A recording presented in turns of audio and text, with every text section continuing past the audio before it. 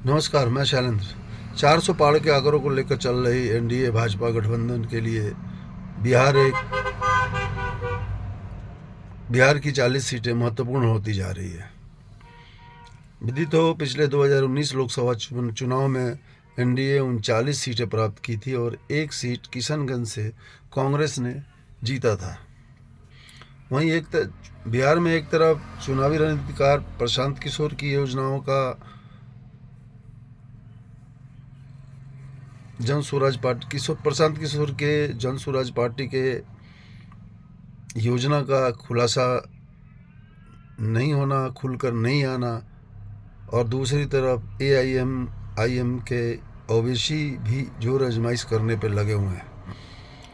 उधर एक तरफ एनडीए द्वारा सीटों का बंटवारा का एक फार्मूला तैयार किया गया है जो कांग्रेस और राजद गठबंधन को चुनौती देने के लिए है। इसमें भाजपा 17 सीटों पर चुनाव लड़ेगी, वहीं जेडीयू 16 सीटों पर, लोजपा 5 सीटों पर, हम पार्टी 1 सीट पर और रालोसपा 1 सीट के गठबंधन में संतुलन बिठाते हुए अब उम्मीदवारों के चयन की जमीन तैयार कर रही है। लोजपा के चिराग पासवान को 5 सीट देने पर पशुपति पारस की नाराजगी खुलकर सामने आई। वे हाजीपुर सीट पर चुनाव लड़ने पर अड़े थे, पर 5 सीट की जिम्मेवारी चिराग को देकर भाजपा ने अति पिछड़ा और महादलित जनाधार को जोड़े रखने का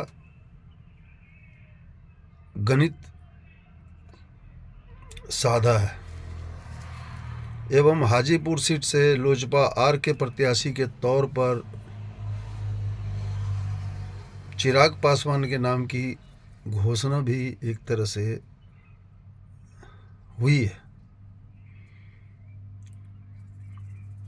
अब सवाल उठता है कि इस पर पशुपति पारस का कदम क्या होगा। असमंजस कायम है। उधर पप्पू यादव के दल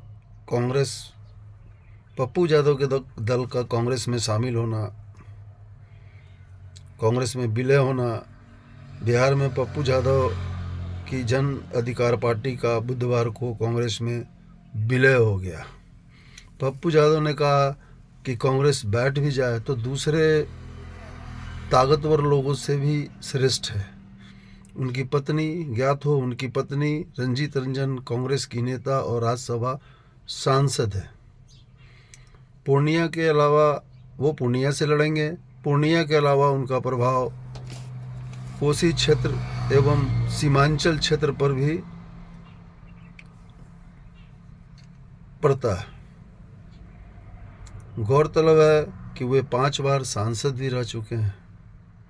अब सवाल ये उठता है कि राजद और कांग्रेस के बीच गठबंधन की क्या स्थिति रहती है और कितनी जल्दी ये कोई फार्मूला तैयार करती है। ये जरूरी है इनके लिए। बाद बाकी समय का इंतजार करें। नमस्कार।